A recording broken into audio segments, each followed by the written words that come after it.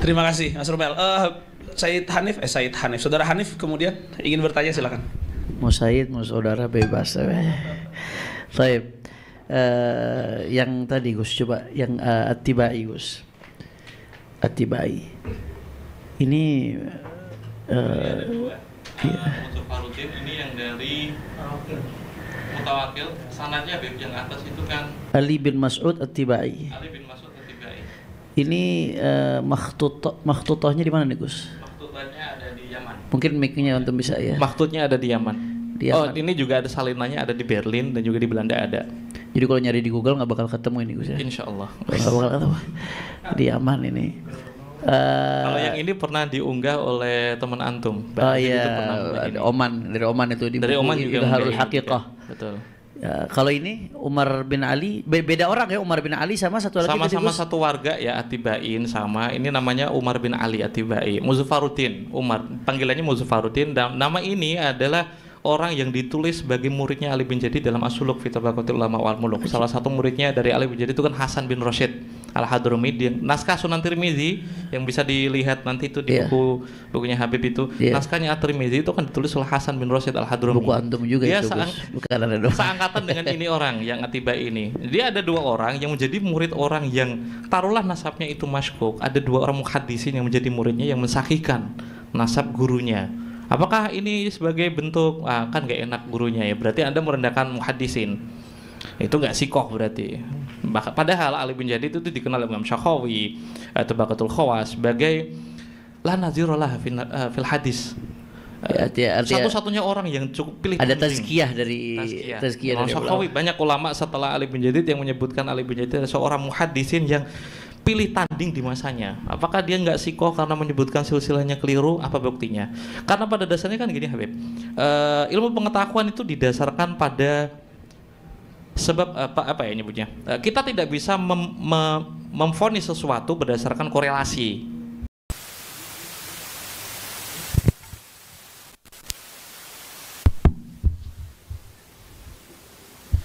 Assalamualaikum warahmatullahi wabarakatuh. Para sahabat sekalian, kita kembali pada sesi keempat dalam diskusi kita pada hari ini, membedah tulisan yang membatalkan nasab Ba'alawi. Bagi sahabat sekalian yang memang baru mengikuti, saya kembali review agar maklumat, informasi yang kemudian didapatkan itu komprehensif. Jadi kita telah melakukan beberapa diskusi, ada tema yang kita bahas, dan tema pada hari ini sekali lagi tidak membahas isu sosial tentang Ba'alawi, apapun secara sosial yang dilakukan Sadah Ba'alawi, yang mungkin para sahabat-sahabat sekalian sudah paham itu bagaimana isu dan polemiknya. Hanya saja kita sekarang membahas tentang metodologi nasab, intinya seperti itu. Metodologi nasab yang kemudian tepat, benar, yang disepakati oleh para ulama dalam menisbahkan Bani Alawi ini kepada Rasulullah Shallallahu Alaihi Wasallam. Sesi pertama tadi kita sudah membahas tentang metodologi isbatnya bagaimana, lalu diperkuat juga dengan teori DNA, lalu kemudian ditambahkan dengan gugatan terhadap kitab Syajarah Mubarakah yang dipakai oleh Kiai Imaduddin Utsman, dan yang terakhir tadi kita membahas tentang konsep secara detail, secara tafsil bagaimana itu syuhrah wal istifadah. Mudah-mudahan sahabat-sahabat sekalian dapat maklumat yang begitu banyak pada kesempatan hari ini. Dan kita kembali akan membahas salah satu tema penting yang juga akan dipaparkan oleh seorang yang cukup luar biasa, bukan cukup, ini luar biasa, Mas Rumel Abbas. Kita akan masuk kepada beberapa permasalahan-permasalahan yang mungkin belum terjawab. Seperti yang tadi saya tanyakan, apakah kemudian ada kitab nasab sezaman yang membicarakan tentang sosok Ubaidillah bin Ahmad? Karena ini yang kemudian menjadi fokus bahasannya pada kira-kira abad ke-4 sampai abad ke-9. Kalaupun memang tidak ada, lalu bagaimana pengisbatan nasab itu bisa berlaku untuk sosok Ubaidillah bin Ahmad? Lalu selanjutnya dalam tesisnya Kiai Imaduddin Utsman itu ada membahasakan soal pencangkokan nama Ubaidillah sebagai pencangkokan pertama yang dilakukan oleh Habib Ali As-Sakron dalam kitabnya. Apakah itu kemudian betul dan analisanya tepat? Lalu kemudian Kiai Imad menjelaskan kembali ada pencangkokan kedua, yaitu yang dikatakan sebagai Bani Jadid. Nah, itu pencangkokan kedua yang dilakukan oleh kelompok Ba'alawi. Nanti kita kemudian akan tanyakan ini kepada narasumber. Lalu mungkin yang ketiga ada sebuah narasi, sebuah opini bahwa Ahmad bin Isa Al-Muhajir adalah sosok yang memang tidak pernah ke Yaman. Tidak pernah ke Yaman karena beliau selama lebih dari 30 tahun itu tidak pernah berkunjung ke Yaman, tapi menetap di Madinah. Dan narasumber kita pada kali ini itu menurut saya memiliki banyak data-data material yang mungkin akan banyak manfaatnya, atau kita akan mengambil istifadah banyak dengan data material ini karena ini menjadi sebuah hal yang penting. Dalam diskusi ini kekurangannya adalah kita tidak mempunyai data pembanding, itu saja. Dan tentu ini menurut saya secara pribadi, dan saya adalah moderator yang mudah-mudahan netral dalam hal ini, itu diperlukan. Dan ini bukan kesalahan dari tim peneliti karena apa yang sudah disampaikan itu merujuk kepada data material, data formal yang luar biasa menurut saya. Tapi tentu kita harus punya data pembanding, dan data pembanding ini yang dimiliki oleh penggugat. Al-bayyinah lil mudda'i wal yamin alaman ankar. Maka kemudian Kiai Imadul Usman harus menjelaskan bayyinah itu sendiri, penjelasan dari apa yang digugatnya. Baik, sahabat-sahabat sekalian, kita akan dengarkan pemaparan dari saudara Rumel Abbas terkait beberapa permasalahan yang tadi saya sebutkan, dan akan dipertajam lagi dengan beberapa data-data material yang akan disampaikan. Waktu dan tempat kami persilahkan. Cek. Assalamualaikum warahmatullahi wabarakatuh. Kita langsung. Untuk kali ini saya cuman bisa memberikan 15 slide. 15 slide ini semoga mencakup 3 permasalahan besar dari sudut pandang metodologis orang yang membatalkan Ba'alawi. Yang paling pertama itu kan tentang ilmu nasab. Ilmu nasab tadi udah jelaskan, surah istifadoh itu surah istifadoh dari semua penjelasan tadi udah jelas. Medianya adalah tasamu. Jika bicara tentang tasamu, berarti kan ini bicara tentang pendengaran dan pengetahuan orang yang didapatkan melalui telinga dan ketelinga. Kalau pada skup tertentu disebut dengan masyhur, kalau udah cukup meluas maka disebut nasab atau tasamunya sudah mencapai mustafad, udah menyeluruh. Nah, permasalahannya pertanyaan tentang bukti sezaman ketika memakai metodologi ilmu nasab itu kan seperti mempertanyakan, dari pertanyaan udah keliru. Seperti pertanyaan, bisakah Tuhan menciptakan batu yang tidak bisa dia angkat sendiri? Itu bukan untuk dijawab, itu justru mengelirukan pertanyaannya. Dalam anak-anak filsafat menyebutnya itu omnipoten paradoksal, sebuah paradoks dari sebuah omnipoten, zat yang omnipoten. Maka ketika ketika pertanyaan itu muncul dalam metodologi ilmu nasab, itu pertanyaan yang keliru. Kendati pun demikian, saya itu berusaha untuk mencari sifatnya falsifikasi dari pembatal Ba'alawi. Kalau toh memang tidak ada naskah sezamannya, sebenarnya bisa diisbat atau enggak. Semua ulama 140 yang disebutkan memakai metode yang alim alamah dan mengetahui cara kerja ilmu nasab seperti apa, verifikasi nasab seperti apa, semuanya tidak ada yang batalkan. Bahkan An-Nabhani mengatakan ajma'atil ummah al-Muhammadiyah itu kan berarti kan level yang cukup tinggi. Untuk membatalkan hal itu maka membutuhkan extraordinary klaim bahwa ini batal harus memakai argumentasi yang lebih dari An-Nabhani, lebih dari Ibn Hajar al-Asqalani, Al-Haytami, Imam Sakhawi dan yang lain sebagainya. Nah, saya berusaha untuk memberikan bukti material, tapi ini sifatnya cetak biar nanti kita menantang kepada Pak Manahem Ali yang dari dia saudara kita Roma Irama Hakul Yakin. Mari kita uji seberapa akurat beliau ataukah beliau pernah mengutarakan argumennya berdasarkan filologi atau naskah. Saya belum pernah melihat Pak Manahem mengutarakan satu naskah pun. Hingga podcast terakhir dia masih bicara bahwa nama Ubaidillah baru keluar di dalam kitab yang berjudul Al-Barqa Al-Musiqah. Telat lama berarti dia tuh, nggak mengikuti pamjang kantor paling tidak. Beberapa naskah sudah saya tunjukkan. Yang paling mendekati dengan Sayyid Ali bin Abi Bakar As-Sakran itu kan Al-Barqa Al-Musyikoh. Berarti kan sebelum itu sekitar tahun 820 udah ada Jurus Syafaf. Abdurrahman Al-Khatib juga memproduksi kitab Iqdul Barohin, karena dia sendiri yang ngomong, setelah kitab ini aku cetak, aku produksi, aku memproduksi kitab yang lain. Iqdul Barohin memberikan beberapa isnad, beberapa sanad periwayatan itu didapatkan dari mana. Nah, untuk melogikakan, mungkinkah ilmu nasab itu ilmu yang semua metode tadi, syura istifadu tadi, apakah tidak bisa mengisbatkan nasab? Ataukah kita harus mengandalkan kebenaran dokumen? Nah, itu pertanyaan yang cukup keliru. Semua orang tahu jika tasamu itu pasti didengar. Apa yang didengar belum tentu ditulis. Sah ya? Apa yang terjadi di masa lalu tidak bisa kita samperin di masa sekarang. Makanya apa yang kita akses sekarang itulah yang harus kita olah. Makanya saya mau nguji nyebutnya apa ya? Sering ada framing seperti ini. Jika Imam Ubaidillah diklaim sebagai imam, kenapa tidak ada yang mencatat? Ada sebuah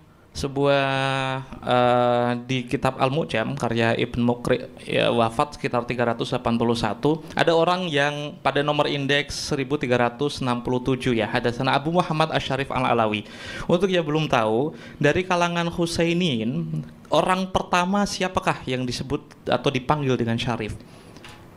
Yang paling jauh dalam bentuk dokumen adalah orang ini, yang disebut hadatsana Abu Muhammad Asy-Syarif Al-Alawi. Jika ada penyebutan Al-Alawi yang spesifik kepada keturunan Imam Ali, dan jika ada Hasan Husain salah satunya ya, dari wangsa Husainiyin, orang pertama yang dijuluki Asy-Syarif adalah ini orang. Ibn Muqri orang yang masyhur, bukan orang majhul. Beberapa kitabnya Al-Mu'jam ini pun dikutip beberapa kali di dalam Tarikh Baghdad Al-Khatib. Terus banyak yang menyebutnya sebagai ulama yang sikoh, untuk bahkan As-Sam'ani pun beberapa kali ngerujuk kitab ini. Kita uji beberapa, ada banyak contoh yang bisa saya tunjukkan, tapi saya ngasih satu aja. Ini orang yang sangat dikenal oleh Ibn Muqri minimal. Ini orang pertama yang disebut dengan julukan Asy-Syarif dari kalangan Husainiyin. Kalimat selanjutnya, walam tara ainaya fil asyraf mithlah. Bayangkan seorang ulama hadis mengatakan ada orang namanya Abu Muhammad Asy-Syarif. Aku belum pernah, kedua mataku belum pernah melihat kesyarifan seperti orang ini. Silsilahnya adalah Yahya bin Muhammad bin Abdullah bin Hasan bin Husain bin Ali bin Husain bin Ali bin Abi Thalib. Coba kita bandingkan dengan kedua kitab yang dipakai oleh Kiai Imad, yaitu Tahdzibul Ansab dan juga Al-Majdi. Saya garis bawahi 1, 2, 3, 4 nama ini problematik. Saya langsung ngasih kesimpulan problematik jika memakai kitab nasab yang dipakai oleh Kiai Imad dalam pembatalan. Di dalam Tahdzibul Ansab karya Al-Ubaidili yang wafat 435, ini mohon maaf saya ke-crop ya, di Auladul Hasan bin Husain Al-Asghar, semua nama yang disebutkan orang tadi Ibn Muqri di dalam Al-Mu'jam itu kira-kira nama siapa yang tidak ada? Atas, oke. Taruhlah ini menurut Musajar dari Al-Muqibun ini disebut yang Hasan Atikah. Hasan Atikah punya anak namanya Abdullah, kan gitu. Tata cara membaca nasabnya kan seperti itu. Nah, kedua nama ini problematik jika pakai itu Tahdzibul Ansab hanya nama Muhammad bin Hasan, anaknya dari Hasan Atikah itu cuma ada dua, yaitu Muhammad bin Hasan dan juga Husain bin Hasan. Orang yang sezaman dengannya, yang hidup mendapati masa hidupnya, orang yang kali pertama disebut sebagai Syarif, orang ini Al-Ubaidillah itu kan disebut sebagai Syekhus Syaraf karena menjadi tuannya para asyraf, karena pencatat awal ya yang paling lengkap dan kompleks. Kitab yang kita akses cuma satu, yaitu Tahdzibul Ansab. Tahdzibul Ansab ini diakui sebagai mukhtasar. Ada yang tidak mengakui kitab Tahdzibul Ansab sebagai mukhtasar dan kitab nasab yang syamil, sehingga ketika tidak ada di situ maka nasabnya batal. Ada orang yang sezaman dengan Al-Ubaidillah yang nasabnya itu udah pasti dia tahu, tapi ternyata tidak dicatat juga. Nah, muqabalah selanjutnya adalah dalam Al-Umari, Al-Majdi berarti Al-Umari tahun 490 beliau wafat, cuman satu anaknya yang bernama Abdullah. Oke, lolos. Hasan yang Muhammad tadi lolos. Nama ini lolos untuk Abdullah.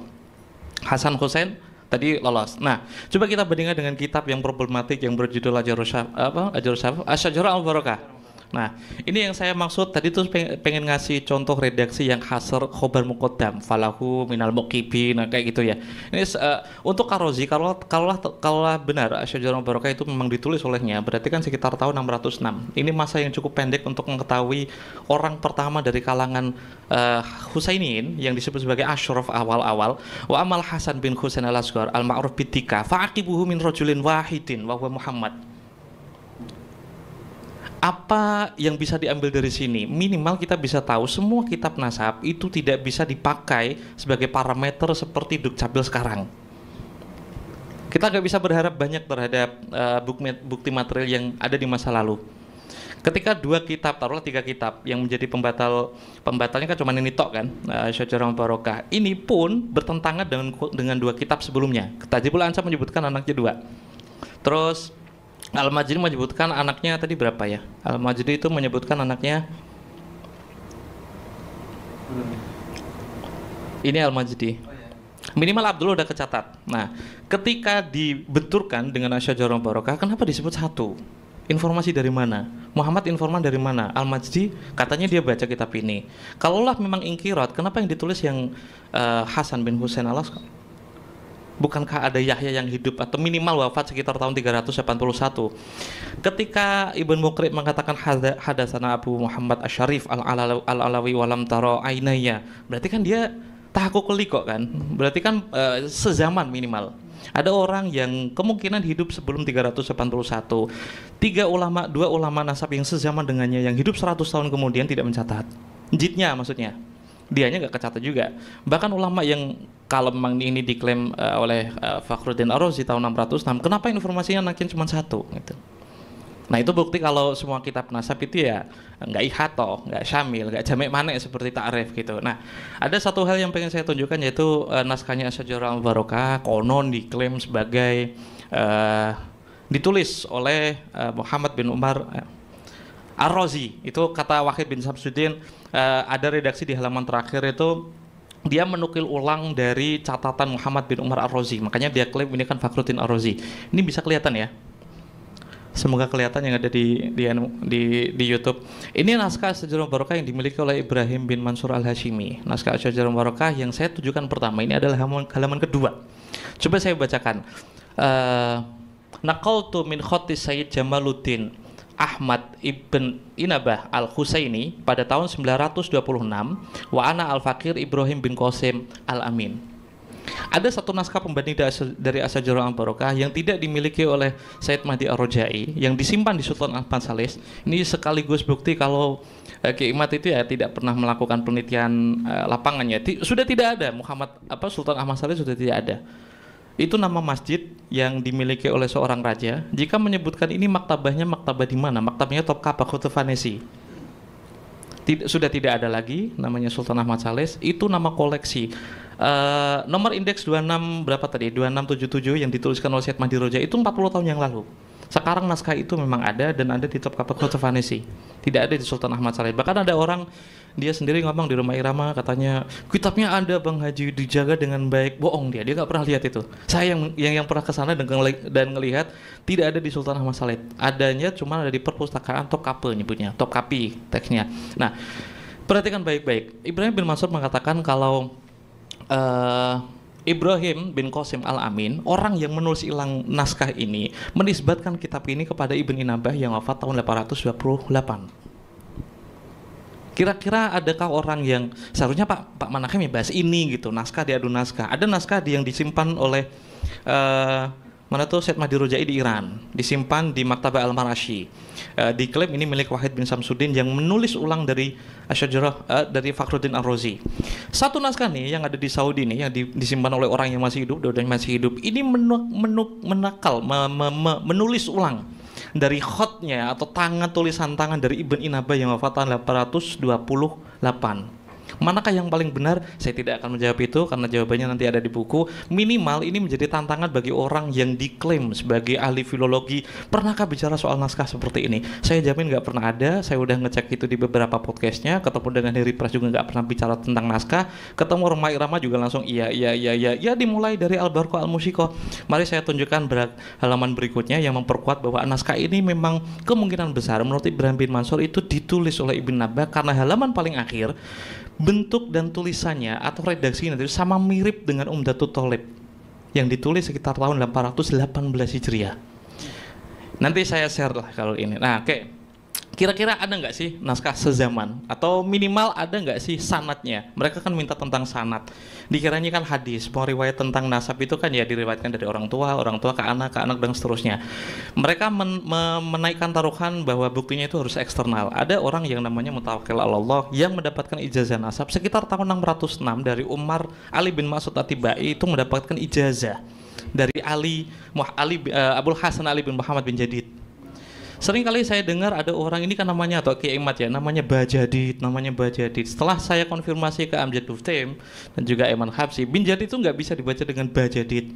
Itu nama kabilah yang seperti bin Hafid, bin Yahya, bin Abu Bakar. Nyebutnya bin Jadid aja. Makanya penamaannya dia itu Abul Hasan Ali bin Jadid. Nggak ada Bajadid. Gitu.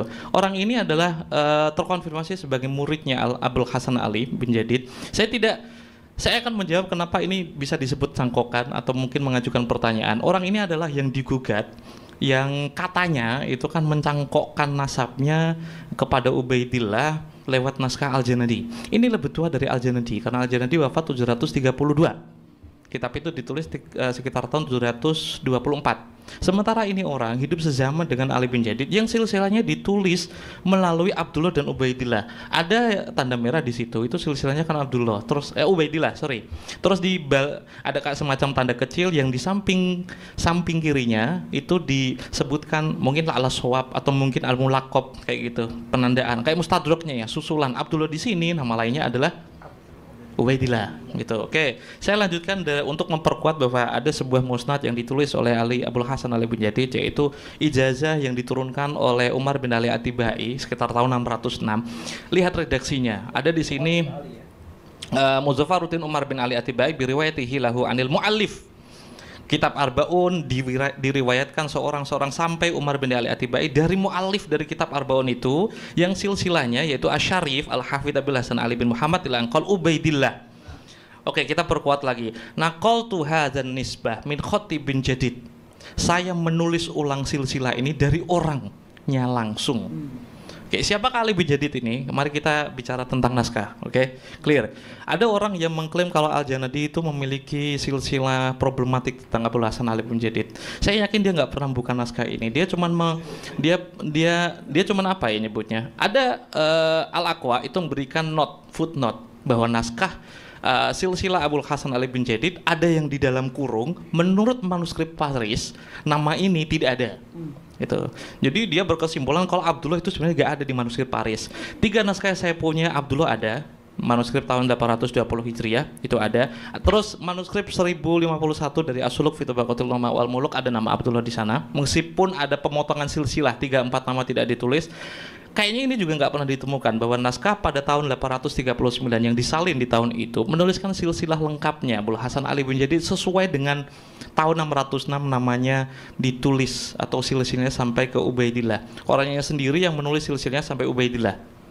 Ada orang belakangan yang menuliskan silsilahnya tapi manuskripnya tidak ada yang langsung dari penulisnya. Itu ternyata sama persis seperti naskah tahun 839. Kedustaan pertama adalah ketika dia ngomong meneliti seteliti-telitinya, bahkan Bang Haji Robarama istighfar antum, katanya itu Bang Haji itu melakukan telaah manuskrip apa coba? Dia pernah punya manuskrip ini enggak? Saya jamin enggak punya. Atau mungkin punya, itu kan diberikan oleh temannya yang pernah kuliah di Aqaf. Ya, pernah temannya Habib Hanif itu. Saya belum pernah melihat dia membuka manuskrip seperti ini. Mungkin ini pun belum pernah dibuka. Ketika membuka, saya yakin tulisan dia tentang silsilah Jadid itu pertama ditulis Jadid bin Ahmad, terus yang kedua Jadid bin Abdullah. Semua naskah menyebutkan Abdullah, nggak ada yang kepotong langsung ke Ahmad. Kalau memang dia nggak tahu, berarti dia bodoh. Kalau dia emang sengaja berarti ini dusta lah ya. Tinggal dia mau milih yang mana. Ini sekaligus tantangan untuk Pak Manakim Ali yang diklaim sama Bang Haji Rumah Irama. Istighfar lagi antum. Ketika ada orang mengatakan hakul yakin dari informasi satu orang yang mengklaim memakai studi historis padahal dia nggak pernah menelaah manuskrip dengan baik, beberapa telaahnya itu juga nggak baik juga. Apa yang bisa kita dapatkan istifadah macam apa dari Pak Manakim yang dia sendiri ngomong saya pengen ngulang ini terus belum dia mengklarifikasi bahwa Wazir disebut keturunan Said Hasan coba gitu. Saya mau ketawa juga agak aneh, ngelus dari juga agak gimana. Ada satu naskah yang ini baru, tapi jangan bilang ini baru karena semua kitab yang antum miliki yang versi sekarang itu termasuk Tajibul Ansab itu pun baru disalin sekitar tahun 890-an Hijriah. Kalau ngomong ada manuskrip yang ditulis oleh penulis langsung, saya pengen lihat lebih tua mana dari milik saya, gitu maksud saya. Oke, saya tunjukkan untuk Musnad bin Umar. Ini ada orang namanya, inilah orang yang bapaknya Sa'duddin Az-Zufari itu adalah orang yang membocorkan informasi tentang Mi'raj 70 kali itu loh. Padahal kan yang diceritakan itu kan ya 7 kali, wakilah 70 kali gitu. Namanya kan Sa'duddin bin Ali Az-Zufari. Sampai sekarang masih di Holi di Oman, di Zofar, di Kesultanan Zofar itu. Dia punya anak namanya Umar Al-Abid. Ini ditulis sekitar tahun 637. Salinan. Nanti bisa dicari di buku itu. Nah, kira-kira yang namanya Ali bin Jadid tadi itu punya hubungan historis atau pernah tahaqquq liqa atau tidak? Dari hadisnya Sa'duddin Az-Zufari, anaknya Umar bin Sa'ad Az-Zufari, di situ kan udah ada informasi sedikit. Hadatsana Muhammad bin Ali Al-Faqih Al-Alawi, hadatsana Abul Hasan Ali bin Muhammad bin Jadid Al-Alawi. Yang tidak lain itu kan sepupunya. Clear ya? Oke. Kita coba pencakokan itu ada di mana? Saya agak sulit mencari suatu hal yang tidak ada. Itu. Bahkan kata pencangkokan ketika dia berusaha pencangkokan itu pun ada, dia kesulitan jempalikan. Makanya saya tuh selalu ngomong kalau mau membatalkan nasab orang kan dicari celahnya dulu. Sementara semua catatan tentang Ba'alawi itu seperti apa ya? Kerumunan yang berbaris gitu ya. Seperti kumpulan orang-orang yang berbaris. Semua informasinya itu tertib. Ketika masing-masing tobaqoh dicari, ada keserusan mencari, ternyata masing-masing tobaqoh itu dengan ulama yang berbeda itu nggak ada yang bertentangan, nggak ada ta'arudnya. Seperti Al-Khatib ketika ini kayaknya belum pernah saya unggah juga. Al-Khatib itu kan pernah menulis selain Al-Jurr Syafaf, Miqdul Baruhin. Oke, silsilahnya Abul Hasan Ali bin Jadid itu ditulis sampai ke Abdullah bin Ahmad bin Isa. Clear? Ditulis oleh orangnya langsung. Nah, orang belakangan ada yang menulis silsilah yang nasabnya itu sampai ke Abdullah bin Ahmad bin Isa. Orang yang sama yang ditulis oleh Ali bin Jadid, silsilahnya sampai ke Abdullah dan Ubaidillah. Abdurrahman Al-Khatib, silsilahnya menulis seseorang bisa masuk ya? Nggak bisa masuk. Asy-Syekhul Kabir Al-Wali Asy-Syekhir Ubaidillah, nulisnya langsung Ubaidillah. Ibn Syekh As-Saleh Ahmad Al-Wali Al-Masyhur Ila Anqal Ahmad bin Isa dan seterusnya. Kitab itu diproduksi setelah Ajurus Syafaf. Oke, kita next ke Ajurus Syafaf dan naskah ini juga saya yakin tidak akan dimiliki oleh para pembatal Ba'alawi ya. Mungkin yang versi yang dulu sempat saya sebarkan versi versi 40 tahun yang lalu. Nah, mereka kan mengira kalau naskah ini itu kan naskah yang problematik, ditulis oleh orang yang majhul. Ya kalau Anda nggak tahu jangan majhul-majhulin orang gitu. Orang ini ditulis sebagai mu'arikhul Yaman As-Siqah. Bahkan Mbah Makromah yang hidup 15 setelah pemilik kitab ini wafat sekitar 15 tahun kemudian Mbah Makromah itu kan hidup. Itu orang yang paling dekat yang bisa memverifikasi orang ini bisa dipercaya atau tidak. Salah satu kitab yang dia pakai sebagai rujukan salah duanya Al-Barqa Al-Musyiqah, terus yang kedua ada Ajurus Syafaf yang ini. Ini ditulis sekitar tahun 1278, sekitar 200 tahun yang lalu. Nah, silsilahnya dari orang yang berbeda, dari nasab orang yang berbeda, ditulis oleh orang yang sama, yang ditulis tahun 820, otomatis nih Sayyid Ali bin Abi Bakar As-Sakran masih balita 2 tahun, masih menyusui mungkin ya. Tidak mungkin dia mendapatkan informasi nama Ubaidillah dari anak yang masih menyusui umurnya 2 tahun. Naskah ini valid, naskah ini solid, semua argumentasinya kokoh. Di sini sudah menuliskan silsilah dari Ali Khalil Qasam sampai Ubaidillah bin Ahmad bin Isa. Lantas pertanyaannya, ketika sampai sekarang saya masih mendengar dimulai dari Al-Barqa Musyiqah, dan bisa jadi naskahnya akan lebih banyak dari ini. gimana mengklarifikasinya? Apakah mau taslim? Jika taslim, apakah mau menarik omongan? Jika mau menarik omongan, bagaimana cara kafaratnya, dosa-dosa fitnahnya? Gitu. Kiranya cukup dari saya. Assalamualaikum warahmatullahi wabarakatuh. Waalaikumsalam warahmatullahi wabarakatuh. Oke. Mau nanya. Baik. Jadi saya pengen bertanya dulu sebenarnya sebelum Saudara Hanif, saya pengen bertanya. Ibnu Muqri tadi yang disampaikan oleh Abu Muhammad Syarif Al-Alawi. Abu Muhammad Syarif Al-Alawi lam tara ainaya. Ibnu Muqri itu pada abad ke-5. 381. 3 abad ke-4. 4. Lalu kemudian Ini, dikatakan kok gak kelihatan? baik. Kata Alawi di sini itu nisbahnya ke Alwi atau ke Ali? Imam Ali bin Ubaid. Imam Imam Ali. Ali bin Abi Thalib. Ini nih, sorry. Oke. Nah, ini dia. Saya ini sekaligus promo, saya bikin konten di Pemain Yang Ngantor untuk bantah Pak Manahim Ali tentang Syarif dan Sayyid. Salah satu setelah menjelajah 2 bulan lebih itu, saya dapat dari kalangan Husainiyin yang disebut sebagai Syarif pertama adalah ini orang, Imam Yahya. Baik, tapi Alawi Alawi. ini disebabkan kepada Sayyidina Ali. Betul. Bukan kepada Alwi. Bukan. Ini sekadar contoh ketika ada naskah yang bukan kitab nasab dari ulama hadis menemui orang itu, dia tahu kalau dia Syarif dan juga Al-Alawi. Ternyata di kitab nasab tidak ditulis. Baik. Gitu. Baik. Lalu kemudian Jadid sendiri ini adalah anak Ubaidillah. Cucu ya. Cucu berarti cucu ke-8 atau ke-9. Oh, baik. Jadi bukan kemudian dia anak dari Ahmad Aduh. Gini, Mahalun nizanya itu kan Mahal niza. Abdullah atau Ubaidillah itu dimulai dari kapan? Dikenal sejak kapan? Ternyata dari keturunannya udah menebut sekitar Baik. tahun 606, yaitu dari Ali bin Jadid, Oh, Ali bin Muhammad bin Ahmad bin Jadid. Siap. Oke, kita bicara tentang Ubaidillah dulu dan Abdullah, problematik atau enggak? Seperti yang saya sebutkan di pagi tadi, saya adalah contoh yang paling tepat dari Ramli menjadi Rumel, itu kan contoh yang tidak begitu kontroversi.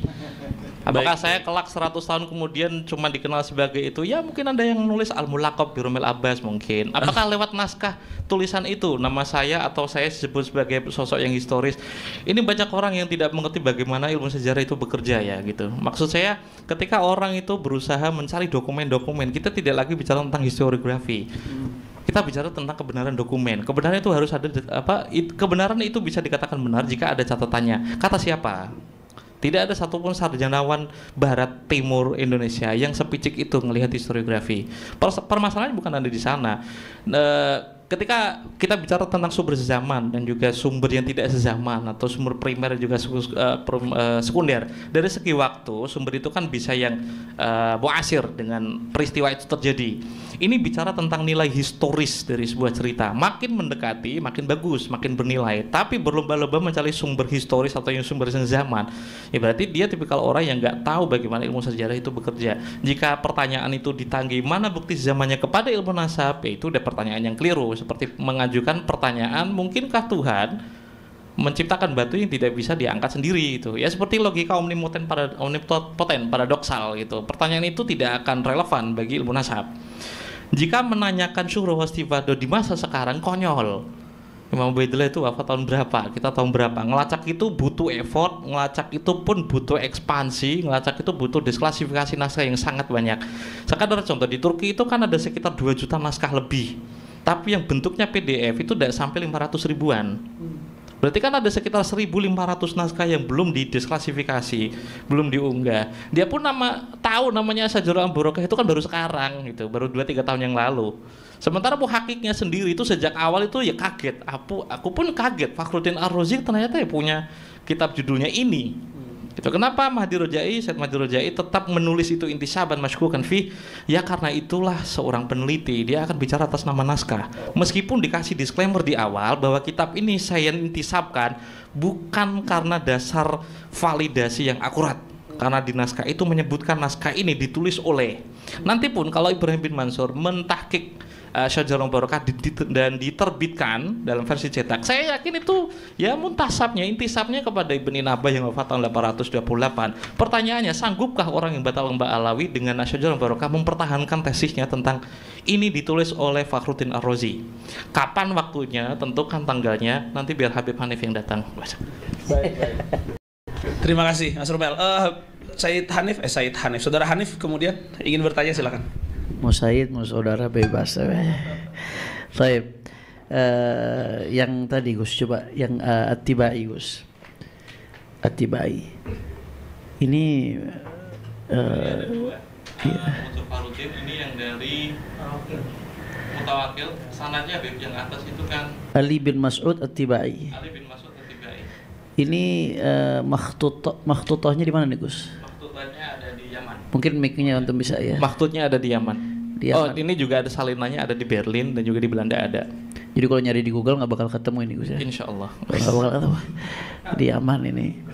Kalau yang ini pernah diunggah oleh teman antum. Oh Bang Habib iya, itu pernah unggah ini.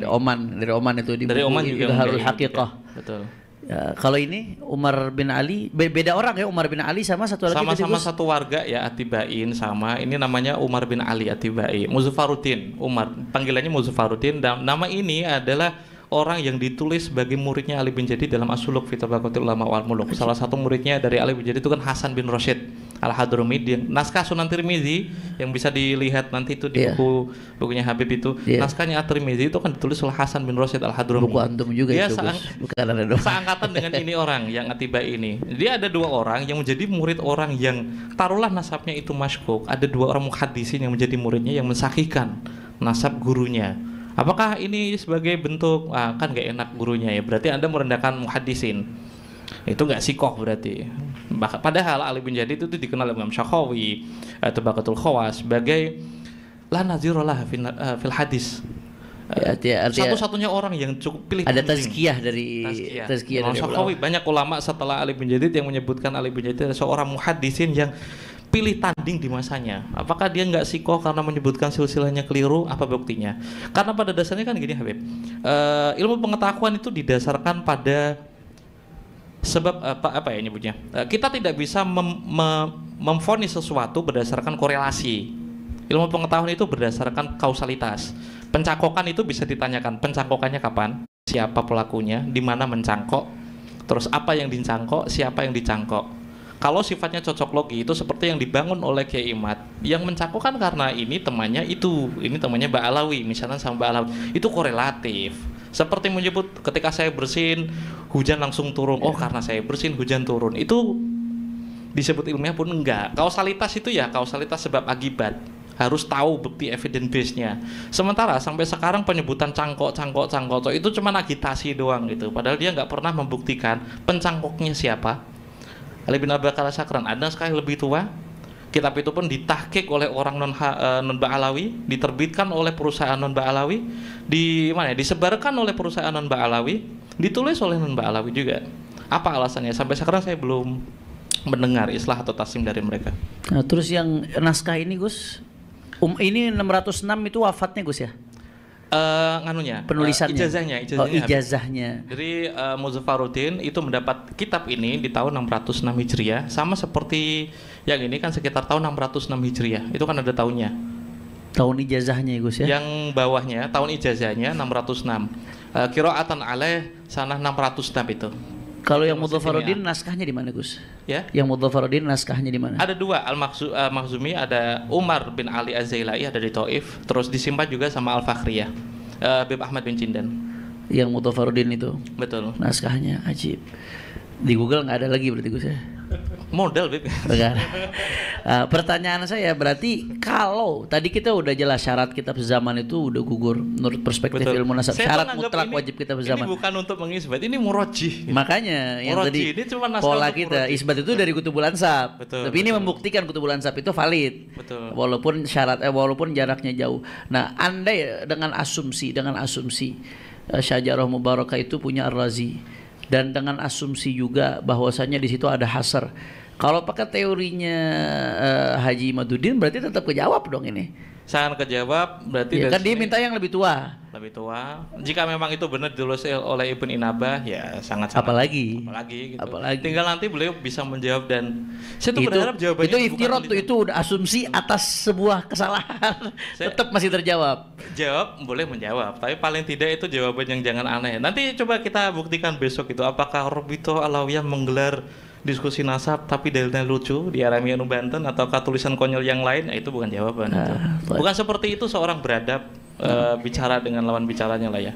Itu aja Gus yang mau ana pastikan. Baik, terima kasih Saudara Hanif, Saudara Rumel.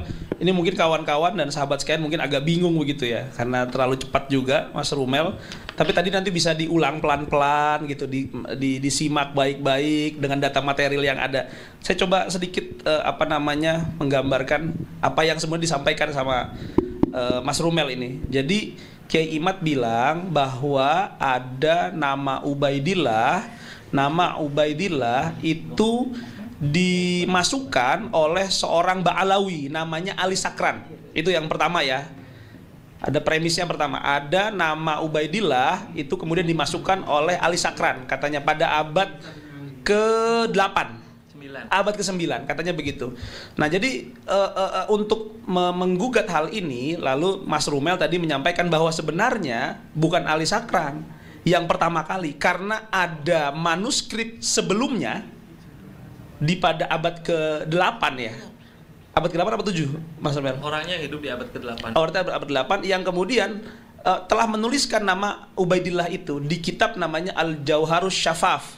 Baik. Nah, itu ya yang kemudian bisa dilihat. Dan ini juga ada hal baru bahwa dalam proses isbat nasab ini, bukan isbat nasab ya, dalam melihat manuskrip salah satu yang bisa dilihat adalah ijazah sanad. Dan memang kita terbiasa di pesantren atau mungkin ketika di Al-Azhar, di Ahqa, di Hadramaut misalkan, itu kita mendapatkan sanad, baik misalkan hadis musalsal bil awaliyah misalkan begitu, atau sanad-sanad hadis yang lain yang kemudian memang tertulis.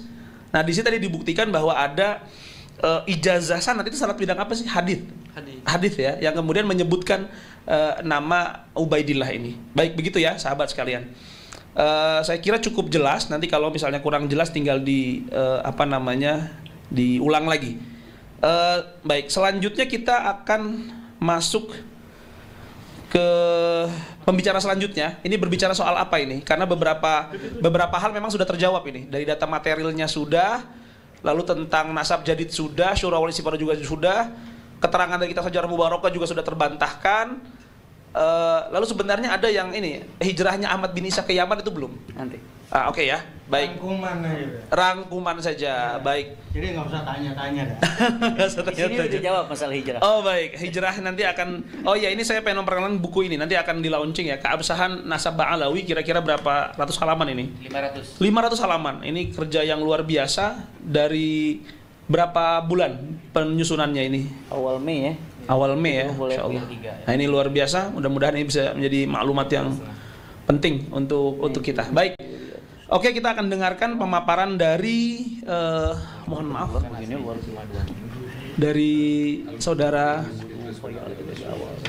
Idrus bin Ali Al-Masyhur. Saudara Idrus bin Ali Al-Masyhur akan sedikit merangkum ya dan menguatkan beberapa hal terkait hal yang tadi dibicarakan. Baik, saya berikan kesempatan.